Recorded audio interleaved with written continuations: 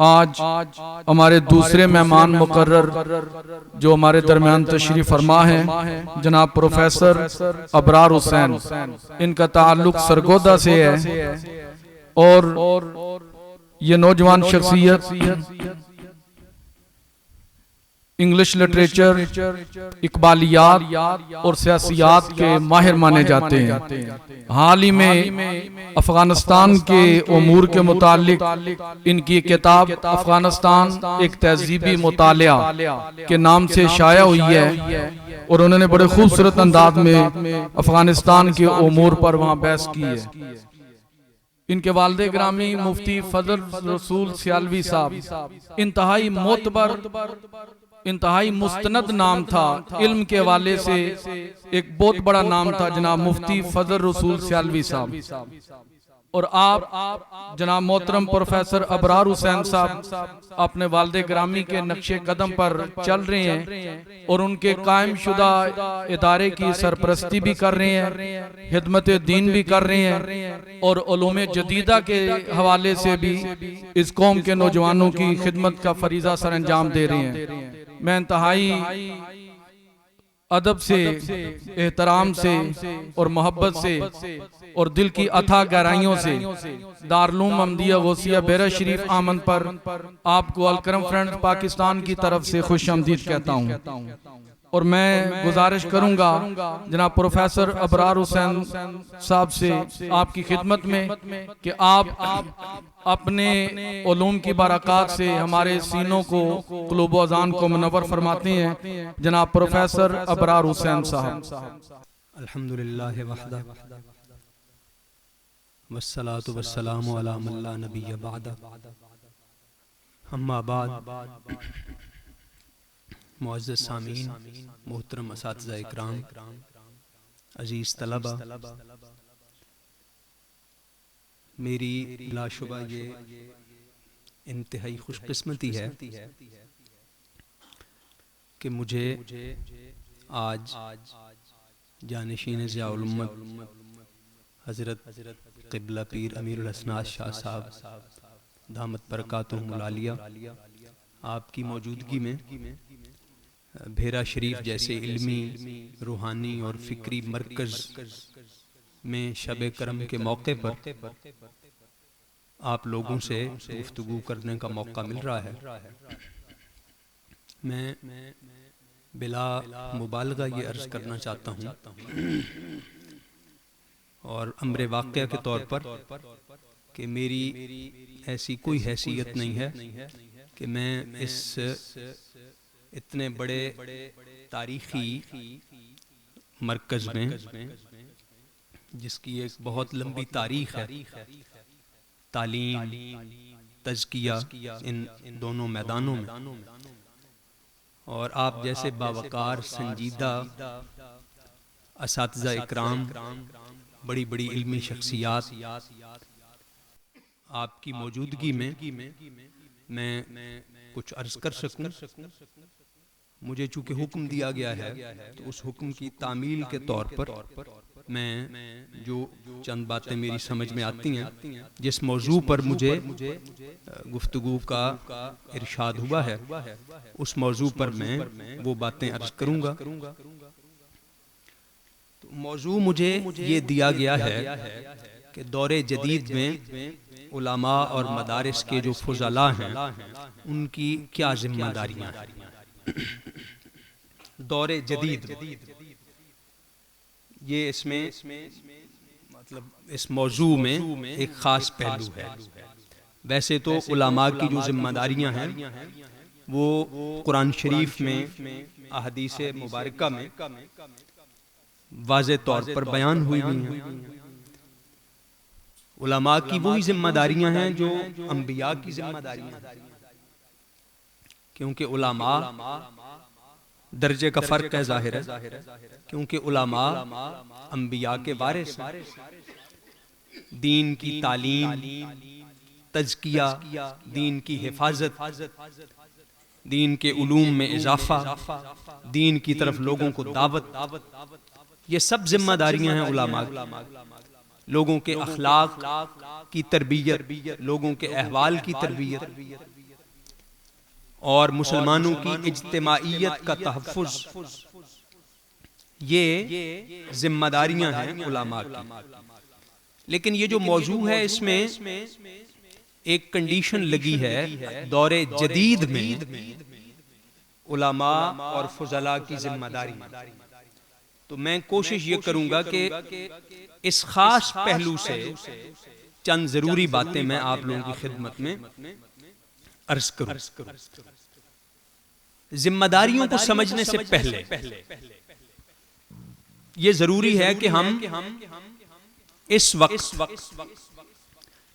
मिल्लत इस्लामिया को जो मसाइल दरपेश हैं उन मसाइल को मद्देनजर रखें और मिल्लत इस्लामिया के लिए जो इम्कानात हैं उन इम्कानात को भी मद्देनजर रखें।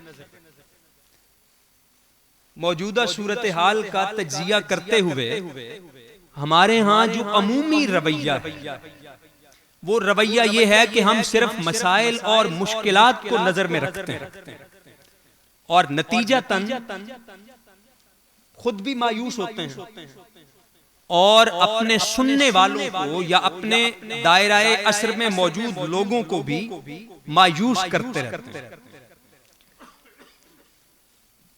मेरा मिजाज अप्रोच ये नहीं है।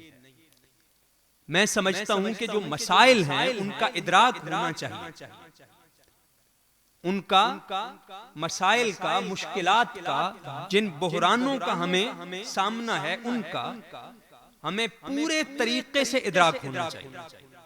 वगरना तो हम बिल्कुल एक गैर हकीकत पसंदाना रास्ते पर चल पड़ेंगे। लेकिन ऐसी फरेब खुर्दा हकीकत पसंदी में भी नहीं मुब्तला होना चाहिए जो हमें मायूसी के अंधेरों में धकेल दे। दूसरी तरफ इम्कानात भी बराबर हैं, उन इम्कानात को भी सामने रखना चाहिए, उन इम्कानात की भी तलाश करनी चाहिए कि हमारे सामने मसाइल कौन से हैं बड़े बड़े और हमारे लिए तारीख के इस मरहले में तहजीबी, इल्मी, फिक्री इम्कानात कौन से हैं, दीनी इम्कानात कौन से हैं, दावत के मैदान में बड़े बड़े इम्कानात कौन से हैं, इन सब चीजों को पेशे नजर रखना चाहिए। इसी सूरत में हम इस वक्त मिल्लत इस्लामिया को दरपेश सूरत हाल का ज्यादा मुतवाज़न, ज्यादा हकीकी इदराक हासिल कर सकें। तो जब हम इन मसाइल को और इम्कानात को सामने रखेंगे तो फिर हम अपने अहले इल्म की जिम्मेदारियों का तयज्जुन भी दुरुस्त तरीके से कर सकें। हमारे बड़े बड़े मसाइल कौन से? दाखिली महाज पर हमें किन बड़े बड़े मसाइल का सामना है? खारजी महाज पर हमें किन बड़े बड़े मसाइल का सामना है? मैं खारजी महाज से शुरू करता हूं। आपको मालूम है कि इस वक्त दुनिया में मगरिब को मुआशी एतबार से, सियासी एतबार से, अस्करी तौर पर तसल्लुत हासिल है। इस वक्त आलमी निजाम मगरिब का बनाया हुआ है। जितने बैनुल अक़वामी इदारे हैं वो चाहे मईशत के इदारे हैं, चाहे सियासत के इदारे हैं, वो सब के सब अहले मगरिब के बनाए हुए इदारे हैं। उन्हीं के तसल्लुत के तसलसल का बायस हैं और उन्हीं के मफादात के मुहाफ़िज़। यानी बैनुल अक़वामी सियासी बंदोबस्त और बैनुल अक़वामी मुआशी निज़ाम, ये हमारा यानी मुसलमानों का बनाया हुआ नहीं है। बैनुल अक़वामी कानून हमारा बनाया हुआ नहीं। ये बहुत बड़ा मसला है हमारे। इसीलिए बैनुल अक़वामी सतह पर हमारे मफादात का तहफ़्फ़ुज़ नहीं होता। सियासी, मुआशी, अस्करी और बैनुल अक़वामी कानून के पहलू से ये हमारा एक वाकई संजीदा मसला। इससे आगे चलें। दुनिया में इस वक्त जो इल्म की रिवायत है, गालिब इल्म की जो रिवायत, वो भी हमारी पैदा की हुई नहीं। चाहे वो नेचुरल साइंसेज हैं, चाहे वो सोशल साइंसेज हैं, उनमें हमारा कोई बामानी कंट्रीब्यूशन नहीं, सरे 10। माजी की बात अलग है, यानी उस बहस में अब हम नहीं पढ़ते। मौजूदा दुनिया इन उलूम को हमने नहीं बनाया, इन उलूम के उसूलो फुरू को हमने नहीं तय किया। इस इल्म की यानी दौरे जदीद में इल्म की जो मारूफ तारीफें हैं वो हमने नहीं मुकर्रर की। तहकीक के जो मारूफ तरीके हैं वो हमने नहीं मुकर्रर किए, वो भी उन्हीं के मुकर्रर किए, यानी मगरिब के मुकर्रर किए। तो ये बड़ा मसला है हमारे। फिर बैनुल अक़वामी तौर पर मुस्लिम दुनिया को, मिल्लत इस्लामिया को एक बहुत बड़े मसले का सामना है, और वो है कि मुसलमानों की और इस्लाम की जो रिप्रेजेंटेशन वो मनफी तौर पर की जाती है। मगरिब के एकेडमिया में, मगरिब के मीडिया में, अगर आप मगरिब की मीडिया में मुसलमानों की किस तरह से रिप्रेजेंटेशन होती है इससे वाकिफ है, और वहां के एकेडमिया में मुस्लिम दुनिया के बारे में, इस्लाम के बारे में किस तरह की किताबें छपती हैं, उनके क्या अज़ाइम हैं, मुस्लिम दुनिया को वो किन खुतूत पे तश्कील देना चाहते हैं, तो आप मेरी बात बहुत आसानी के साथ समझ सकें अगर आप उन चीजों से आगाह हैं किन खुतूत पर वो काम करते हैं। तो ये बहुत बड़ा मसला है हमारे लिए कि हम इसे काउंटर करें। हम इस्लाम की और अपनी मुसलमानों की जिस तरह से रिप्रेजेंटेशन हो रही है उसे ठीक करने की कोशिश करें। उसके लिए हमें इल्म की भी जरूरत है, उसके लिए हमें कुव्वत की भी जरूरत है। वो हम जिम्मेदारियों के उसमें बात करेंगे जब वहां पहुंचेंगे। ये बड़े बड़े हमारे सामने खारजी मसाइल, पूरी मुस्लिम दुनिया मगरिब की अस्करियत का शिकार। आप अफ्रीका से शुरू हो जाएं और एशिया तक चले आएं, पूरी मुस्लिम दुनिया पर गौर करें। जो जो हमारे मरकजी इलाके हैं वो मुस्तकिलन अदम इस्तेहकाम का शिकार है। कहीं अमेरिका का कब्जा है, कहीं किसी और कुव्वत की मुदाखलत है। पूरी मुस्लिम दुनिया इसके तकरीबन मरकजी इलाके अस्करियत का, मगरिब की अस्करियत का शिकार। ये बहुत बड़ा मसला। इसी तरह से खारजी महाज पर हमें एक बहुत गैर मामूली मसला दरपेश है, वो है मगरिब की जो सकाफती यलगार, ग्लोबलाइजेशन के नाम पर सकाफती यलगार, वो हमें एक चैलेंज दरपेश। फिर जो मगरिब की अक़दार, आप रोजाना सुनते हैं हमारी तरफ से अहले इल्म इंसानी हुकूक के मामले में इस्लाम की पोजीशन को जस्टिफाई कर रहे हैं, औरतों के हुकूक के मामले में इस्लाम की पोजीशन को जस्टिफाई कर रहे हैं। ये बड़ा मसला है। मगरिब ने जो आलमगीरियत पैदा की, फिर मगरिब ने जिस तरह से पहली और दूसरी जंगे अजीम के बाद मुस्लिम दुनिया की मैपिंग की, यानी जो नक्शा इस वक्त मुस्लिम दुनिया का है ये भी हमारा नहीं बना, यानी मुस्लिम दुनिया में शायद आधे से ज्यादा मुमालिक खुद मगरिब के बनाए हुए। ये कोई मुमालिक नहीं थे पहले जंगे अजीम के बाद। आप गौर कर कि हमें दरपेश मसाइल की संगीनी किस दर्जे की है। इस्लाम को अपनी तारीख में पहले भी गैर मामूली मराहिल से कई मर्तबा गुजरना पड़ा, लेकिन उनकी नौइयत कदरे मुख्तलिफ थी। अब के नौइयत मुख्तलिफ, मसाइल बड़े हैं, ज्यादा संगीन हैं, फैलाव में ज्यादा हैं, शिद्दत में ज्यादा हैं, लेकिन इतने ही इम्कानात भी बड़े हैं। जब वहां पहुंचते हैं तो मैं अर्ज करता हूं, यानी सिर्फ मसाइल को देखेंगे तो मायूस हो जाएंगे, और वो जरा गैर हकीकत पसंदाना बात भी होगी कि हम सिर्फ एक पहलू को देख के कोई फैसला करें। ये बड़े बड़े मसाइल दरपेश हैं हमें खारजी महाज। दाखिली महाज पर आ जाएं, मुस्लिम ममालिक में एक दो को छोड़कर पूरी मुस्लिम दुनिया में आपके जो कवानीन वो आपके नहीं है, वो कॉलोनियल, वो इस्तेमारी कवानीन, और आप उसी इस्तेमारी लेगेसी के साथ ताहाल चल रहे हैं। हम अपने मुल्क की बात करें, पाकिस्तान की,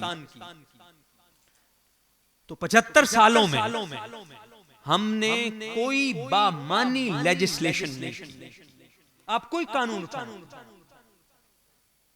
ये सारे कवानीन आपको 1947 से पहले के मिलेंगे,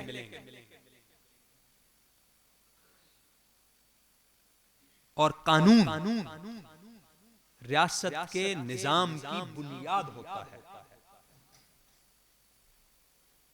कानून रियासत के निजाम की, जिस तरह जबान की ग्रामर होती है, यानी जबान ग्रामर के बगैर काम नहीं करती, जिस तरह रियाजी में गिनती है, इतनी अहम चीज है कानून, क्योंकि कानून ने ही सब कुछ तय करना है। जब बात मुमलिकत की आएगी तो आपका पूरा निजाम अदल कानून पर चलेगा, आपके सारे इदारे कानून पर चलेंगे। तो कानून आपके पास जो है वो आपकी इनहेरिटेंस है कॉलोनियल टाइम। अंग्रेजों ने जो बंदोबस्त किया है, और यहाँ के जो मुस्लिम बंदोबस्त था अदालती, उसे जिस तरीके से उन्हें बदला है उन्होंने, उसी बदले हुए बंदोबस्त के साथ हम चल रहे हैं। आप अपने मुआशी निजाम पर गौर कर, सारा बैंकिंग सिस्टम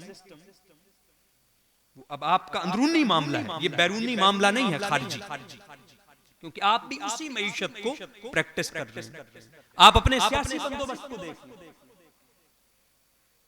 ये जो सियासी इदारे हैं ये आपके बनाए हुए नहीं है, ये आपने इंपोर्ट किए हैं या आप पर इंपोज किए गए हैं, मुसल्लत किए गए हैं, ये भी आपके नहीं है।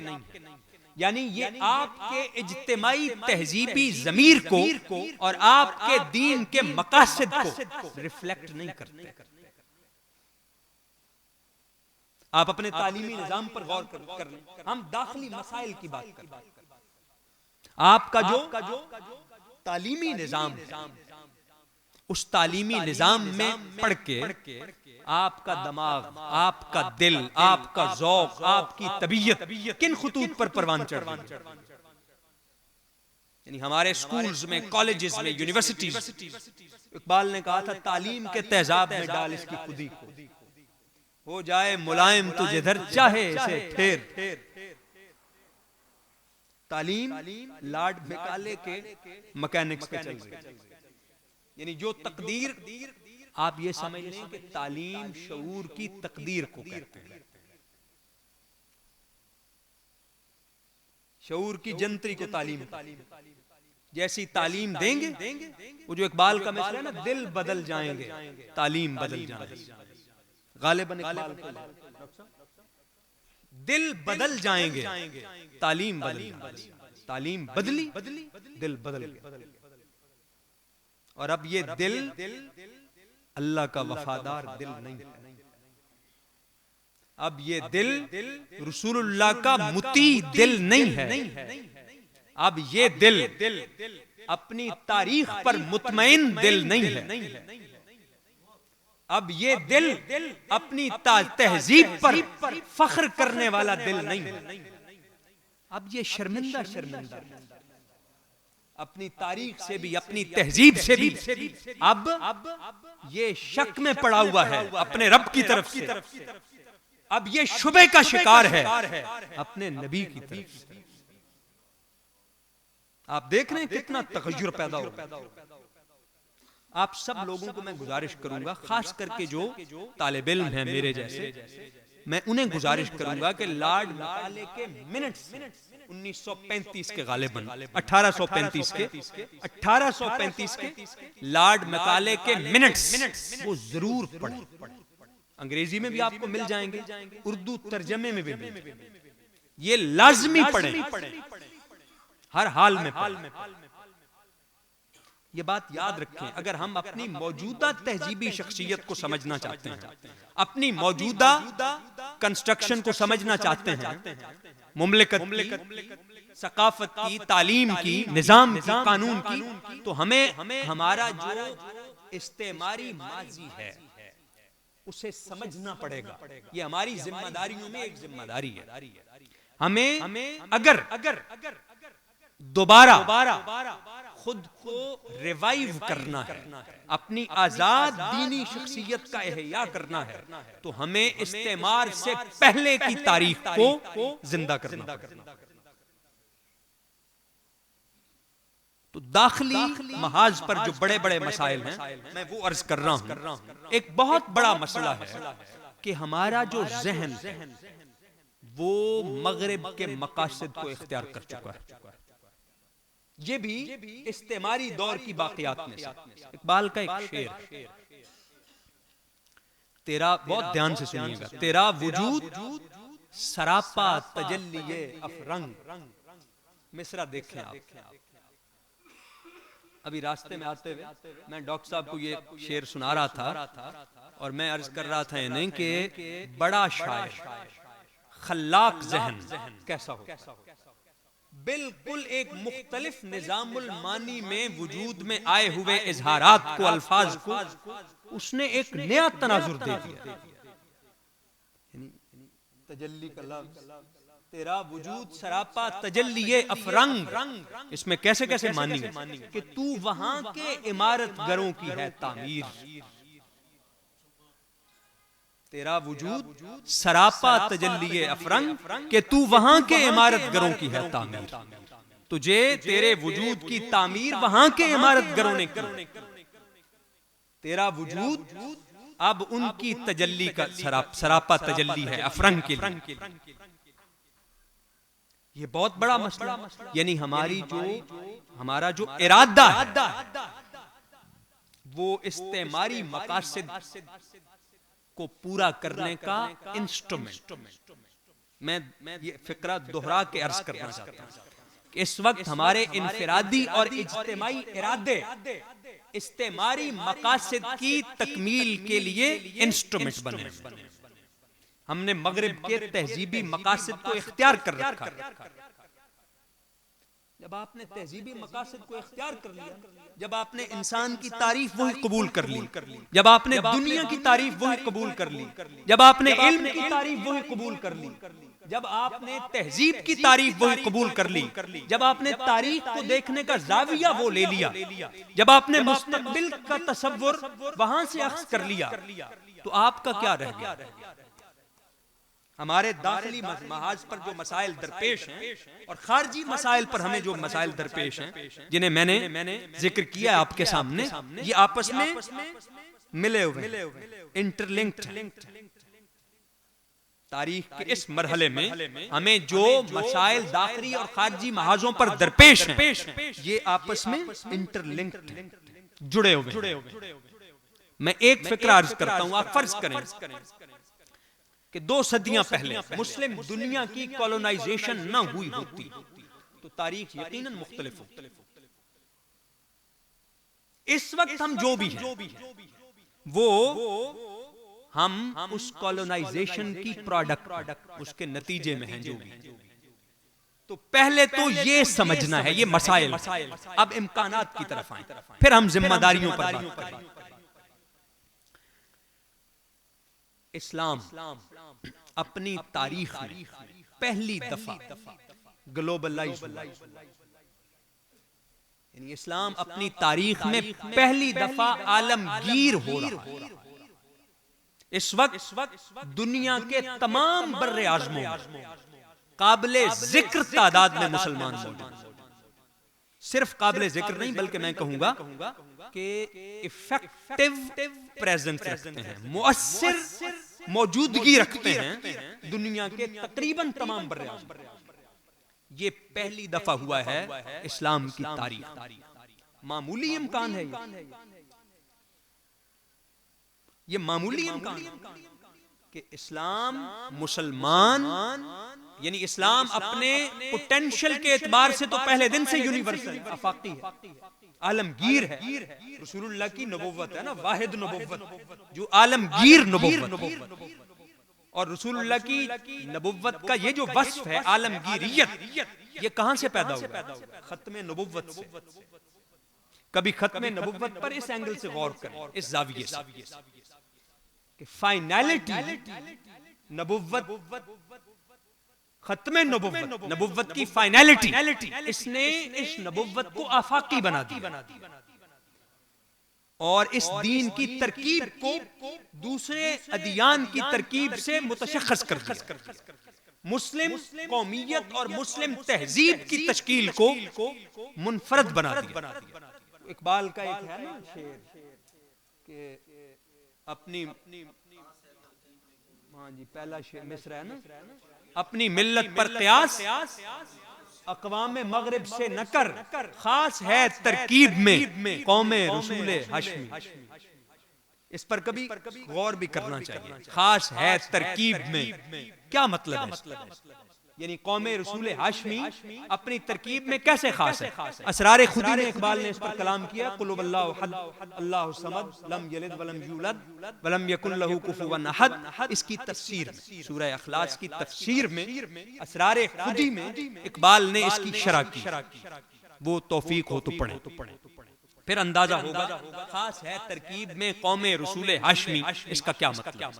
तो इस्लाम अपनी तारीख में पोटेंशियली तो जिस तरह मैंने अर्ज किया पहले दिन से भी आफाकी है, लेकिन अमलन अपनी तारीख में पहली दफा मुसलमान और इस्लाम आलमगीर हो रहा है। अगर आपने अदादो शुमार देखने हैं तो जो बैनुल अक़वामी इदारे सर्वेज करते हैं, खास करके प्यू इंटरनेशनल, उसके अदादो शुमार आप किसी बैनुल अक़वामी इदारे के सर्वेज देख लें, आपको अंदाजा हो जाएगा। इस हवाले से मैं आपको एक किताब भी तजवीज करूंगा। जॉन एस्पोजिटो की एक किताब है द फ्यूचर ऑफ इस्लाम। आप में जो तालिब इल्म हैं वो इसे जरूर नोट करें, और मैं ये भी गुजारिश करूंगा आप में जो तालिब इल्म हैं कि इस तरह की नशिस्तों में शरीक हों तो कलम कागज लेकर बैठा करें, और जो इस तरह की चीजें होती हैं उन्हें लिख लिया करें। ये फिर याद नहीं रहता, ये नहीं याद है। वो बेकन ने कहा है कि अगर आपको कम लिखने की आदत हो ना तो फिर आपका हाफजा बहुत अच्छा होना चाहिए। अगर हाफजा अच्छा है तो बहुत खूब, अगर नहीं तो फिर इस इल्म को कैद करें। खत कैद है, अल इल्मु सैद वल खत्तु कैद, तो इसे कैद कर लिया करें, लिख लिया करें, ताकि बाद में आप जब वक्त मिले तो उन चीजों को देखते रहें साथ साथ, क्योंकि सुन के भुला देने से तो फिर आदमी कभी भी आलिम नहीं। जॉन एस्पोजिटो की किताब है द फ्यूचर ऑफ इस्लाम, इसे जरूर पढ़ें। तो पहला ये जो इम्कान है कि इस्लाम अपनी तारीख में पहली दफा ग्लोबलाइज, दूसरा इम्कान ये है कि इस वक्त इस्लाम के मुकाबले में दुनिया में कोई मजहब नहीं। इस वक्त इस्लाम को किसी मजहब से मुकाबला नहीं, लिबरलिज्म से, सेक्युलरिज्म से, यानी एंटी रिलीजन तहरीकों से, कुव्वतों से मुकाबला। इस्लाम के मुकाबले में इस वक्त ईसाईयत नहीं, जो कि रही है। आपने लंबी सलीबी जंगें लड़ी हैं, 3-4 सदियां, हिंदू मत रहा। अब मसनूई तौर पे मालूम है कि आपके पड़ोसी मुल्क में एक दफा फिर हिंदू मत को मसनूई तौर पर इस्लाम के मुकाबले में मैदान में उतारा जा रहा है, हिंदुत्व की शक्ल। लेकिन वो जाहिर है वक्ती है, आर्टिफिशियल है, मसनूई, और वो इंडिया के मुस्तकबिल के लिए बहुत खतरनाक है, लेकिन वो अलग मौजूद। तो इस्लाम के मद्दे मुकाबिल इस वक्त कोई मजहबी कुव्वत नहीं, ला मजहबी। और ये भी बात आप नोट कर लें कि मजहब का मुकाबला सिर्फ मजहब कर सकता है। मुझे कुछ दिलचस्पी है कि यूरोप और अमेरिका में खास करके जो वाइट रीजन्स हैं उनमें मजहब पर जो गुजरी है और जिस तरह से वो सेकुलराइज हुए हैं और लादीनियत की तरफ गए हैं, वहां के मजहबी उलमा, उनके जो मजहबी उलमा हैं, ईसाई, कैथोलिक्स या प्रोटेस्टेंट, वो क्या सोचते हैं? वो भी तो जाहिर है कुछ ना कुछ सोचते ही होंगे। तो मुझे इससे दिलचस्पी, मैं उनकी चीजें देखता रहा।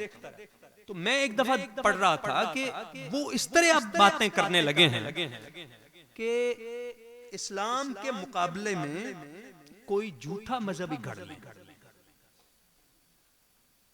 और ये उनका फिक्रा है।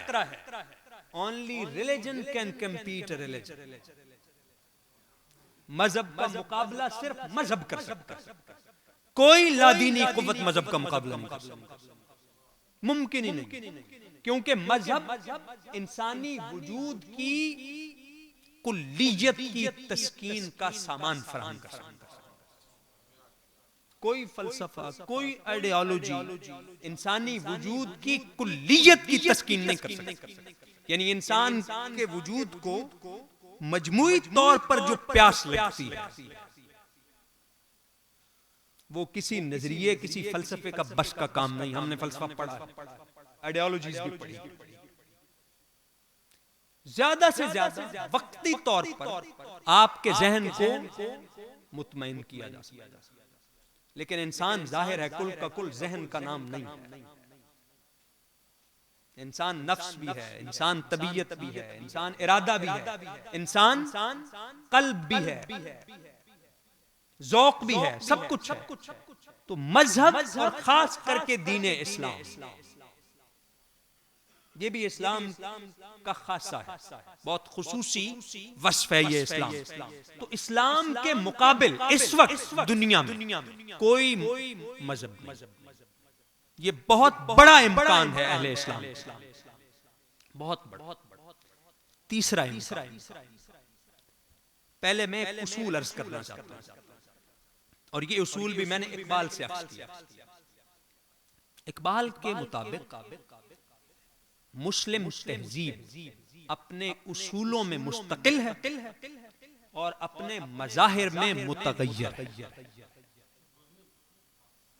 अपने उसूलों में मुस्तकिल है। इस्लामी तहजीब जिन उसूलों की बुनियाद पर वजूद में आई है, यानी इसकी जो ज्योमेट्री वो नहीं बदलती, वो तौहीद है, वो वहदत इंसानी है, वो खत्म नबुव्वत है और दीगर तफसीलात, वो मुस्तकिल है। जबकि इसकी जो सूरत है, जो मज़ाहिर है इसके, वो बदलते रहते हैं, वो बदलते जावेद नामा में जमालुद्दीन अफगानी से इकबाल ने जहाने कुरान के सिलसिले में कहलवाया है। किससे कहलवाया? जमालुद्दीन अफगानी से। वहां जहाने कुरानी को बयान करते हुए जमालुद्दीन अफगानी कहते हैं, जाहिरे इनक़िलाबे हरदमे, जाहिरे इनक़िलाबे हरदमे, बातिने अज़ तग़य्युर बेग़मे।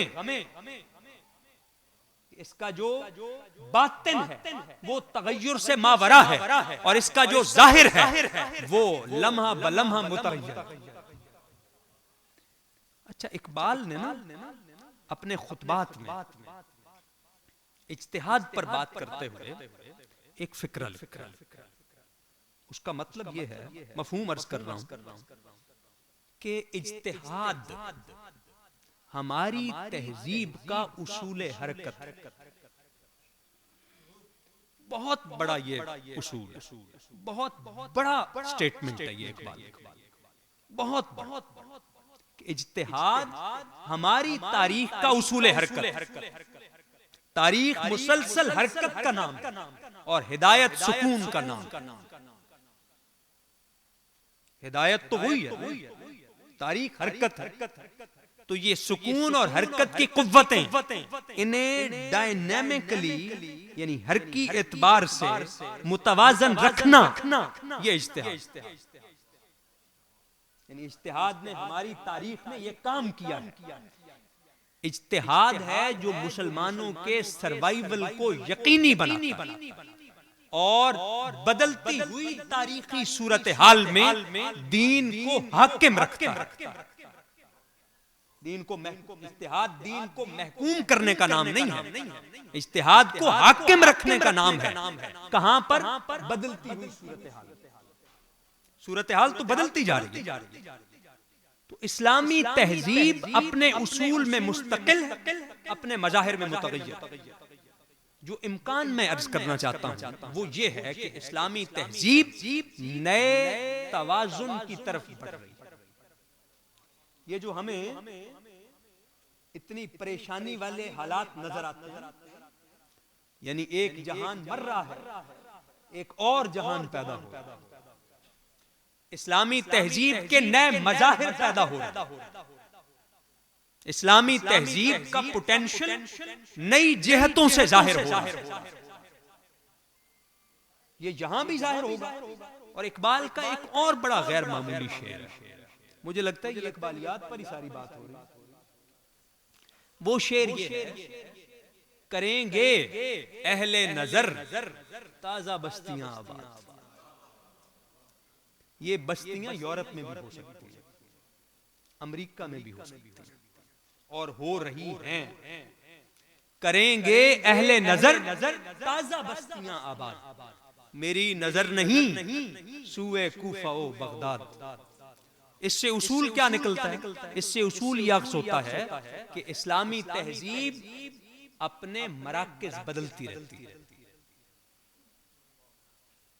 इस्लामी तहजीब अपने मराकज़ तब्दील करती रहती है। तो इस्लामी तहजीब इस वक्त नए तवाजुन के उसूल की तरफ बढ़ रही है, नए तवाजुन की तलाश में है। इसीलिए ये सारा इज़्तिराब भी है, इसीलिए ये सारा खौफ भी है, और इसीलिए ये सब उम्मीदें भी हैं कि हम नए तवाजुन की तरफ बढ़ रहे हैं और मुस्लिम तहजीब नए मराकिज़ में ज़हूर कर रही है। इस वक्त इस्लाम मगरिब में एक डायलेक्टिक, खुद को एक डायलेक्टिक साबित कर चुका है। यानी मगरिब में डायलेक्टिकल पैटर्न इस्लाम ने बना दिया। और मेरा ये मानना है कि मगरिब शायद आइंदा 20-30 सालों में या 40 सालों में अपने बड़े बड़े तहजीबी मवाक़िफ़ से दस्तबरदार हो जाए।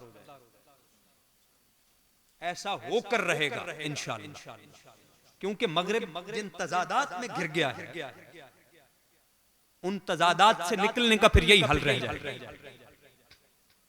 ये बहुत बड़ा इम्कान। फिर एक और इम्कान, मगरिब तहजीबी बहरान के साथ साथ आबादी के बहरान का शिकार। एक राइटर है Patrick Buchanan, BUCHANAN, Patrick Buchanan. उसकी एक किताब है the death of the west, the death of the west, गालिबन 2017 में छपी। ये जरूर देखें। इसमें उसने बताया है कि यूरोप में जो इंसानी आबादी में जरूरी इजाफा होना चाहिए वो नहीं हो रहा, और वो जो यूरोपीय आबादी में डिक्लाइन है वो इर्रिवर्सिबल हो गया, यानी अब आप उसे काबू नहीं कर सकते। और इम्कान ये है कि 2050 तक या 60 यूरोपीय मुमालिक आबादी के सख्त तरीन बहरान का शिकार है। चुनांचे यही वजह है कि एक तरफ मुसलमानों की बढ़ती हुई मौजूदगी और दूसरी तरफ यूरोप की आबादियों का बहरान। यही वजह है कि अब मगरिब में, यूरोप में यूरेबिया की बात हो रही है। क्या बात हो रही है? वो कह रहे हैं कि यूरोप जो है ये यूरेबिया बनने जा रहा है। आप देखें ना, अरेबिया और यूरोप दोनों को मिला के एक लफ्ज बना यूरेबिया, यानी इस्लामाइजेशन ऑफ यूरोप। दूसरे लफ्ज इस्लामाइजेशन। ये बड़े बड़े इम्कानात हैं हमारे सामने। फिर एक और इम्कान के पिछले 30-40 सालों में जो बैनुल अक़वामी सियासी और मुआशी मराकिज़ वो बिलउमूम एशिया और बिलखुसूस मुस्लिम इलाकों की तरफ सफर कर रहे हैं। मुस्लिम इलाकों की आप गौर करें, पिछले 30 सालों में बैनुल अक़वामी सतह पर होने वाली हर बड़ी सरगर्मी कहां हुई? मुस्लिम इलाकों। हमारी उसमें सूरत हाल, पोजीशन जो भी है कतई नजर, ये इसकी मरकजियत है। यानी बिल आखिर तारीखी कुव्वतें एशिया और खास तौर पर मुस्लिम इलाकों की तरफ मुतवज्जे, तारीखी कुव्वत। ये बहुत बड़ा इम्कान है हमारे, ये मसाइल हैं और ये इम्कानात हैं जो मैंने अर्ज किए हैं। अब इनकी रोशनी में हमारी जिम्मेदारियां क्या हैं? मतलब जिम्मेदारियों के मुकदमे के तौर पर मैंने ये बातें की। अब मैं अगर सिर्फ मेंशन करता जाऊं तो मेरा ख्याल है तफहीम हो जाए। एक बहुत बड़ी जिम्मेदारी हमारी ये है कि हम रद्द अमल की नफ्सियात से निकलें, जिसका हम पिछली 1.5 सदी से शिकार। रद्द अमल की नफ्सियात और पेशरफ्त के तरीके पर सोचना शुरू करें। खास करके हमारे उलमा हमारे शऊर के भी मुहाफिज हैं। दीन के तो मुहाफिज हैं, हमारे शऊर के भी मुहाफिज, हमारी तहजीब के भी मुहाफिज, हमारी तारीख के भी मुहाफिज। ये हुक्मरानों की हैसियत सानवी होती है, असल हैसियत अहले इल्म की है, अहले तक़वा की है। ये जो खानकाएं हैं, ये जो मदारिस हैं, ये हमारे असल मराकज़, यानी ये मुस्लिम तहजीब के पावर हाउस है। असल और असल कुव्वत भी अखलाकी होती है, सियासी नहीं। सियासत में हमेशा अखलाक कंप्रोमाइज होता है, सिवाय इसके कि सियासत करने वाले परवुर्दा नबुव्वत हो या फिर किसी बहुत कामिल के ज़ेरे तरबियत लोग उन्हें सियासी कुव्वत हासिल हो। वगरना सियासत में अखलाकी हैसियत कंप्रोमाइज हो जाती है, अखलाकी अक़दार कंप्रोमाइज हो जाती है, वो कायम नहीं रहते। ताकत का मिजाज सेकुलर है, असल कुव्वत अखलाकी है। हमें रद्द अमल की नफ्सियात से निकलना है और पेशरफ्त की तरफ बढ़ना है, तामीरी अंदाज में, नए आरजुओं के साथ, नए मकासद के साथ। ये हमारी पहली जिम्मेदारी है और मेरा ख्याल है कि ये सबसे बड़ी जिम्मेदारी है। तभी हम बाकी काम कर सकते हैं। ये आप समझ लीजिए कि हमारी जिम्मेदारियों को पूरा करने के लिए या उनसे ओहदा बरा होने के लिए शर्त की हैसियत रखती है ये बात कि हम अब रिएक्ट करना छोड़ें कि कोई वाकया होगा तो हम रद्द अमल देंगे, हम सड़कों पर आएंगे, हम एहतजाज करेंगे। नहीं, मकासद का तय्युन करें, आरजुओं को जिंदा करें और उसकी तरफ पेशरफ्त, खुद अहदाफ तय करें। ये पहली बात। दूसरी बात ये है कि जो उलूम की कायनात वो बदल गई। हमारे उलमा का, हमारे तालिब इल्मों का बहुत बड़ा बुनियादी अहम तरीन फरीजा ये है कि बदले हुए उलूम के साथ शनासाई पैदा करें और बहुत मेयारी तरीके से। शनासाई पैदा करने से मेरी मुराद ये नहीं है कि एफए कर लें, बीए कर लें, एमए कर लें, मैं ये नहीं कह रहा। मैं कह रहा हूं कि जिस तरह हम अपने उलूम को सीखते हैं ना महारत के नुक्ता नजर से, मैंने नाहव पढ़नी है, मुझे नाहव में महारत हो, मैंने कलाम पढ़ना है, कलाम में महारत हो, मैंने फिक्र पढ़नी है, फिक्र में महारत। तो जो उलूम इस वक्त दुनिया की तश्कील कर रहे हैं, अफराद की तश्कील कर रहे हैं, उन उलूम में महारत हमारे अंदर कुछ अफराद ऐसे होने चाहिए, सब नहीं, मुमकिन नहीं। तो हमारे अंदर अच्छी खासी तादाद में ऐसे अफराद हों जो इन उलूम को और इन उलूम की ज़बानों को महारत के साथ जानते हैं। हमें मालूम होना चाहिए कि यूनानी फलसफा जो हमने पढ़ा था उसके बाद फलसफे की दुनिया में क्या तब्दीलियां आई, खुद इल्म की तारीफें कैसे बदली हैं, इल्म के तरीके कैसे बदले हैं, ये हमारे इल्म में होना चाहिए। मॉडर्निज्म क्या है, पोस्ट मॉडर्निज्म क्या है, ये सब हमें मालूम होना चाहिए और मेयारी तरीके से हमें मालूम होना चाहिए कि कम अज कम थ्योरेटिकल फिजिक्स में बड़े बड़े नजरियात कौन से हैं। ये जरूरी है अगर हम अपने दीन का दिफा करना चाहते हैं, अगर हम इन उलूम के जरर से बचना चाहते हैं, ये लाजिम हमें मालूम होना। मैं कभी हैरान होता हूं कि हमारे पास जितनी रिच ट्रेडिशन है तसव्वुफ की, इसके होते हुए हम मगरिब में दौरे जदीद में जाहिर होने वाले इल्म नफ्सियात को काउंटर क्यों नहीं कर पा रहे? मुझे इस पर बहुत हैरानी होती है। हम इब्ने अरबी के वारिस, हम हजरत मुजद्दिद के वारिस, हम शाह वलीउल्लाह के वारिस, और हम इस प्रोफेन साइकोलॉजी को काउंटर नहीं कर रहे। मुझे हैरत होती है कि हम शरा जामी पढ़ने पढ़ाने वाले और जदीद लिसानियाती इश्कालात और तसव्वुरात हम उन्हें नहीं काउंटर कर पा रहे।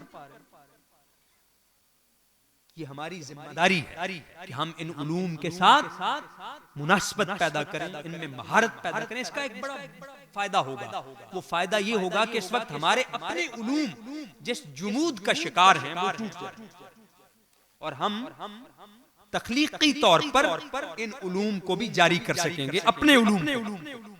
इसके बाद एक बहुत बुनियादी जिम्मेदारी हमारी ये है कि हमें अपने मिंबर से, मेरा ख्याल है कि 2 तरह के वाज करने अब बंद कर दें।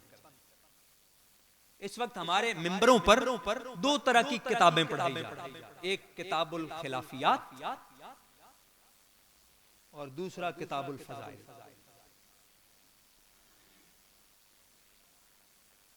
मेरा ख्याल है ये बस कर। फिरका परस्ती और तजद्दुद परस्ती ये भी दौरे इस्तेमार की बाकियात। फिरका परस्ती ने इस्लाम के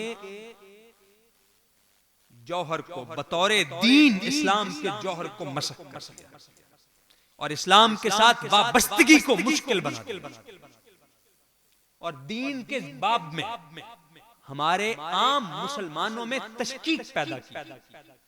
ये मैं हमदर्दी से इजहार कर रहा हूं और आपकी इजाजत से कर रहा हूं और उम्मीद करता हूं कि अगर बीच में कोई तलक बात आ जाए तो आपको इख्तिलाफ का हक है, जाहिर आप हो सकता है मुख्तलिफ राय रखते हैं, लेकिन ये गवारा कर लीजिएगा। तो दूसरी बात तजद्दुद परस्ती, तजद्दुद परस्ती ने दीन पर एतमाद को खत्म कर दिया। तो अब इसमें भी तब्दीली की जरूरत है कि हम इसे भी बदलने की कोशिश करें।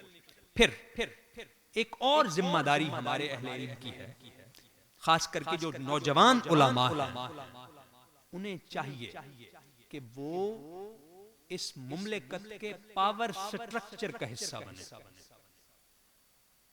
पीपीएमएस करके, सीएसएस करके, पीसीएस करके जुडिशरी का इम्तिहान दे, इसके पावर स्ट्रक्चर में उतरे और आप उतर सकते। अगर आपने बीए किया, अंग्रेजी अच्छी आती है जो कि आनी चाहिए, मैं समझता हूं हमारे उलमा से ज्यादा अच्छी अंग्रेजी अब किसी को नहीं आनी चाहिए। आपको हज़रत हुज़ैफा बिन यमान, वो हजरत ज़ैद रज़ियल्लाहु अन्हु वाली हदीस याद है ना, जब रसूल ने फरमाया हल तस्तती अन तअल्लमा सुरयानिया औ काला इब्रानिया, तो उन्होंने कहा फ़क़ुल्तु नाम या रसूल अल्लाह, तो मैंने कहा या रसूल अल्लाह बिल्कुल। तो मैं यहां से इस्तिदलाल करके अर्ज कर रहा हूं कि अब ये हमारा फरीजा है, अब ये मजबूरी है, अब ये हमारे बाकी रहने के लिए शर्त है कि इन जबानों को भी फतह करें। पावर स्ट्रक्चर का हिस्सा मैं तहदीस नेमत के लिए अर्ज कर रहा हूँ और आपकी हौसला बढ़ाने के लिए अर्ज कर रहा हूँ। मेरा अपना कॉमन 41st कॉमन है। मैंने 2011 में CSS अटेम्प्ट किया और आप यकीन करें सिर्फ 6-6.5 माह की तैयारी के साथ मेरी पहली अटेम्प्ट थी और मेरा क्लियर हो गया। मेरी इंटरव्यू हुआ, एलोकेशन हो गई, 41st कॉमन था। OMG मेरा डिपार्टमेंट। बाद में मैंने रिजाइन कर दिया, वो अलग बात। ये आपकी हौसला अफजाई के लिए कह रहा हूं कि मेरे जैसा नालायक अगर ये कर सकता है तो आप क्यों नहीं कर सकते। इस तरफ भी मुतवज्जे होना चाहिए। ये बहुत बड़ा मैदान है। यानी आप अगर इस तरफ मुतवज्जे नहीं होंगे तो ये मैदान जिन हाथों में है उन्हीं हाथों में रहेगा। और ब्यूरोक्रेसी और जुडिशरी इन दो चीजों को फोकस। तालीम में पहले सूरत हाल काफी बेहतर है, स्कूलों में, कॉलेजों में, यूनिवर्सिटी, और उसमें इजाफा हो वो बहुत उम्दा। ओवरऑल मुख्तलिफ मदारिस के लोग वो बहुत अच्छा है। लेकिन जुडिशरी और ब्यूरोक्रेसी इससे भी फोकस, इसमें जाएं, ये जरूरी है, ये हमारी जिम्मेदारी। फिर ये जो हमारे मॉडर्न सिस्टम्स हैं, ये भी हमारी जिम्मेदारी है कि हम में कुछ लोग हों और अच्छी तादाद में ऐसे लोग हों जो इन सिस्टम्स को समझें, ताकि चीजों की गलत इस्लामाइजेशन न करते रहें। मेरा ख्याल है, मेरा इशारा आप समझ रहे हैं, ताकि चीजों की गलत इस्लामाइजेशन ना हो।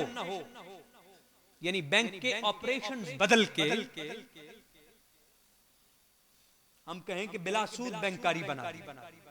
अच्छा, बैंक में क्या वाकई असल मसला ये है कि ये सूदी है या कोई और मसला है? ये मेरा आपसे सवाल है। यानी बैंक का असल प्रॉब्लम वाकई क्या सूद है या कोई और प्रॉब्लम? मैं समझता हूं बैंक का असल मसला यानी सूद मसला है, कोई शक नहीं, तो नस से साबित है। लेकिन असल मसला क्या? असल मसला है कंसंट्रेशन ऑफ वेल्थ, इर्तिकाज़ दौलत। तो अगर बिला सूद तरीके से दौलत का इर्तिकाज कर लिया जाए तो फिर ये जायज हो जाए। इस पर गौर करें। कैला यकून दूलतम बैनल अगनियाए मिनकुम, ये हम इस्लाम का असल मुआशी उसूल ये है। सूद क्यों मना है? सूद मना है क्योंकि वो कंसंट्रेशन ऑफ वेल्थ का सबसे बड़ा सबब है। आपको मालूम है ना, कुछ प्रिवेंटिव मेजर इस्लाम ने लिए हैं, इम्तिनाई, और कुछ डिस्ट्रीब्यूटिव मेजर लिए हैं, ज़कात, सदकात, इस तरह की चीजें लाजिम की, और कुछ चीजों को रोका है, जुआ रोका है, सूद रोका है। ये सब इर्तिकाज का सबब है और दौलत को गर्दिश में रखा है। तो बैंक तो नाम ही इर्तिकाज दौलत। बैंक ना हो तो बड़े बड़े प्रोजेक्ट्स कहां से आए? तो गलत किस्म की इस्लामाइजेशन अगर हम इन सिस्टम्स को नहीं समझेंगे तो फिर होती रहेगी। तो इन सिस्टम्स को समझना ये हमारी जिम्मेदारी, बहुत बुनियादी जिम्मेदारी। और ये इसी तरह से फिर हमारी बहुत बुनियादी जिम्मेदारी ये है कि आज के दौर में इस्लाम को ना तहरीक और नजरिया बना दिया, जबकि इस्लाम बंदगी का निजाम है। इस्लाम निजाम में बंदगी है। अब जरूरी है कि हम नबी करीम सल्लल्लाहु अलैहि वसल्लम ने अपने सहाबा की शक्ल में बंदगी के जो मॉडल्स पैदा किए उनकी तरफ बढ़ें और इस्लाम को महज नजरिया और तहरीक न समझें। इससे पूरा बुनियादी जो नुक्ता नजर है वो गलत हो जाता है। ये कुछ बुनियादी जिम्मेदारियां मैंने अर्ज की हैं, ज़िम्नन और बहुत चीजें हैं, फिर कभी मौका मिला तो इंशाअल्लाह मैं वो गुजारिशात पेश करूंगा। मैंने आपका काफी वक्त ले लिया है। आपका बहुत शुक्रिया कि आपने बहुत तहम्मुल से, और मुझे लग रहा था कि कुछ इश्तियाक से भी मेरी बातें समाअत फरमाई हैं। मैं अगर गुफ्तगू में कोई कमी बेशी हुई है तो उसके लिए माजरत खा हूँ। मेरी अगर कोई बात तलख थी, कोई बात नागवार गुजरी है, उसके लिए भी माजरत खा हूँ। मैं हजरत पीर क़िबला अमीरुल असनाद शाह साहब, उनका भी शुक्रगुजार हूँ कि उन्होंने मेरी बातों को बहुत तहम्मुल से समाअत किया। हालांकि मुझे मुसलसल ये डर लग रहा था कि मैं कहीं इनकी तबीयत के लिए गिरानी का सबब न बनूं। आप सब लोगों का बहुत शुक्रिया, अलकरम फ्रेंड्स के सारे दोस्तों का भी शुक्रिया।